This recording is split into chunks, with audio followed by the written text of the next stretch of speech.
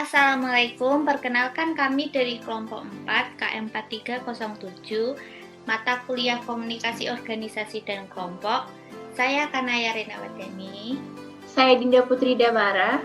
Saya Kaili Fajilita Putri. Dan saya Siva Radewa. Kami di sini ingin membahas tentang PT Kereta Api Indonesia. Enjoy the video!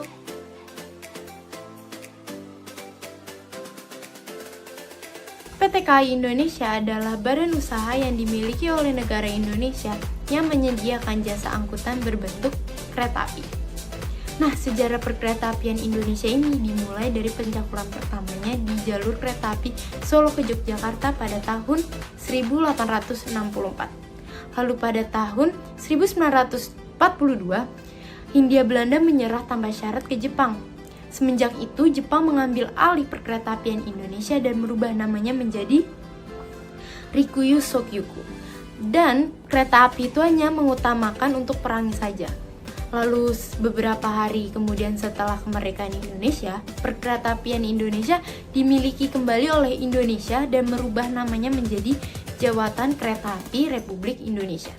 Nah, semenjak itu perkeretaapian Indonesia selalu merubah namanya dari tahun ke tahun. Pada akhirnya pada tahun 1998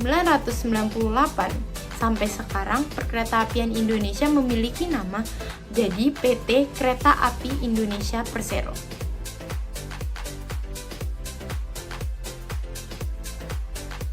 Visi dari PT Kereta Api Indonesia adalah menjadi solusi ekosistem transportasi terbaik untuk Indonesia. Dan misi PT Kereta Api Indonesia ada 3. Yang pertama, untuk menyediakan sistem transportasi yang aman, efisien, berbasis digital, dan berkembang pesat untuk memenuhi kebutuhan pelanggan. Yang kedua, untuk mengembangkan solusi transportasi massal yang terintegrasi melalui investasi dalam sumber daya manusia, infrastruktur, dan teknologi. Dan yang ketiga atau yang terakhir, untuk memajukan pembangunan nasional melalui kemitraan dengan para pemangku kepentingan, termasuk memprakarsai dan melaksanakan pengembangan infrastruktur penting terkait transportasi.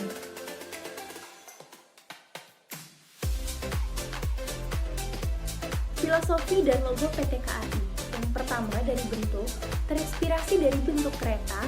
Yang kedua dari bentuk yang ada, tercipta banyak harapan ke depannya. Yang ketiga ditulis dengan tipe tulisan italik.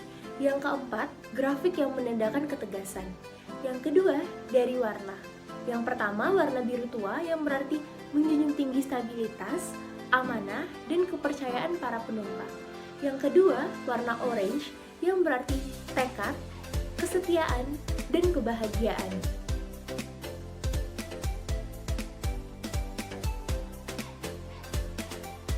Struktur organisasi PT KAI dapat dilihat dari gambar di samping. Struktur organisasi PT KAI terdiri dari pimpinan teratas yang dinamakan sebagai Presiden Director dan dibawahi oleh 8 Managing Director lainnya, yang terdiri dari Managing Director of Commerce, Managing Director of Operation, Managing Director of Infrastructure, Managing Director of Rolling Stock, Managing Director of Security and Safety, Managing Director of Human Capital and General Affairs, Managing Director of Strategic Planning and Business Development, dan yang terakhir adalah Managing Director of Finance. Dan di setiap Managing Director tersebut terdapat Vice President, Executive Vice President, dan Corporate Deputy Director.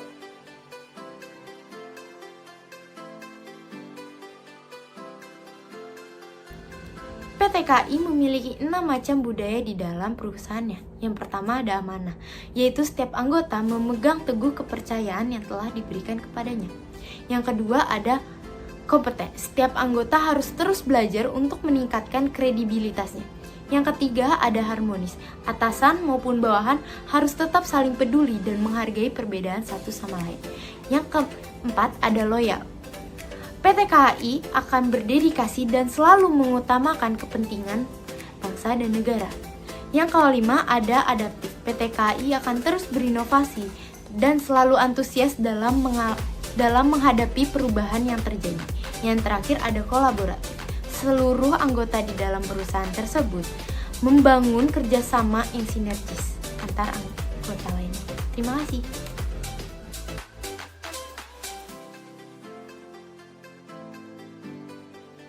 Setiap tahunnya, PT Kereta Api Indonesia mendapatkan banyak penghargaan atau keberhasilan yang mereka dapatkan. Salah satunya menjadi juara 1 pelayanan publik BUMN terbaik dan menjadi top 3 perusahaan transportasi terpopuler.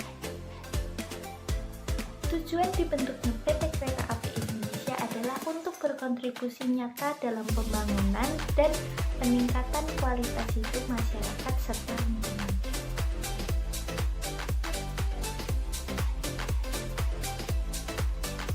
Selanjutnya, bentuk pola arus komunikasi yang terjadi pada PT KAI. Yang pertama, secara vertikal, downward communication, yaitu penyampaian informasi dari atasan kepada bawahan seperti dari Presiden Director kepada Managing Director yang berisikan penyampaian informasi perintah kerja dan pemberian motivasi yang dilakukan secara serentak ketika diadakannya rapat. Yang kedua, upward communication, penyampaian informasi dari bawahan kepada atasan seperti dari Corporate Deputy Director kepada Managing Director yang membahas mengenai ide-ide dan saran dan membantu pekerjaan Managing Director yang dilakukan secara serentak ketika diadakannya rapat bersama.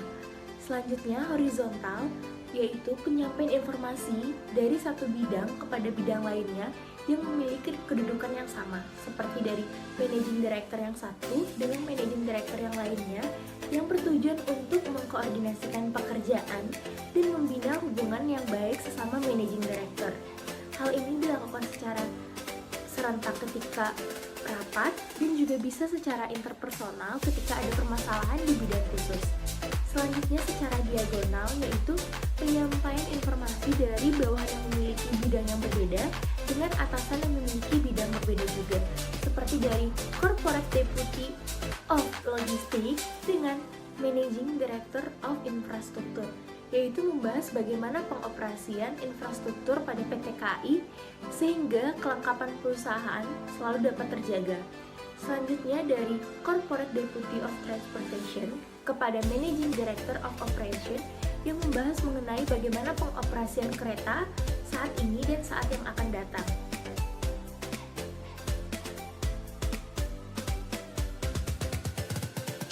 Jaringan komunikasi merupakan proses pertukaran pesan dengan menggunakan jalan tertentu. Jaringan komunikasi di setiap perusahaan pasti berbeda karena tergantung bagaimana proses komunikasi atau interaksi yang terjadi dalam perusahaan tersebut. Menurut kami, dilihat dari struktur organisasi PT KAI, perusahaan ini memiliki jaringan komunikasi rantai. Jaringan komunikasi rantai adalah sebuah komunikasi yang dapat dilakukan oleh anggota dalam sebuah organisasi. Proses komunikasi yang dilakukan ini yaitu ketika suatu anggota hanya bisa menyampaikan pesan kepada anggota di sampingnya, dan anggota yang menerima pesan tersebut akan menyampaikan pesan tersebut kepada anggota lain, dan proses tersebut akan berlangsung dalam sebuah organisasi. Dengan contoh dapat dilihat ketika Corporate Deputy Director of Logistics ingin menyampaikan sebuah informasi atau pesan harus melalui Managing Director of Commerce, dan kemudian pesan tersebut akan disebarkan kepada Presiden Director atau pemimpin dalam PT KAI, dan alur komunikasi tersebut akan berlanjut sama. Sehingga menurut kami, jaringan komunikasi dalam PT KAI tersebut adalah jaringan komunikasi rantai, yaitu komunikasi yang berlangsung ketika satu anggota dari sebuah divisi ingin menyampaikan pesan kepada anggota lain atau ketua divisinya, dan pesan tersebut akan disebarkan kepada pimpinan, dan proses penyebaran informasi ini akan berlangsung seterusnya dalam sebuah organisasi. Sekian presentasi dari kelompok 4 mengenai PT Kereta Api Indonesia. Mohon maaf apabila ada kesalahan dan terima kasih banyak telah menonton. Sampai jumpa.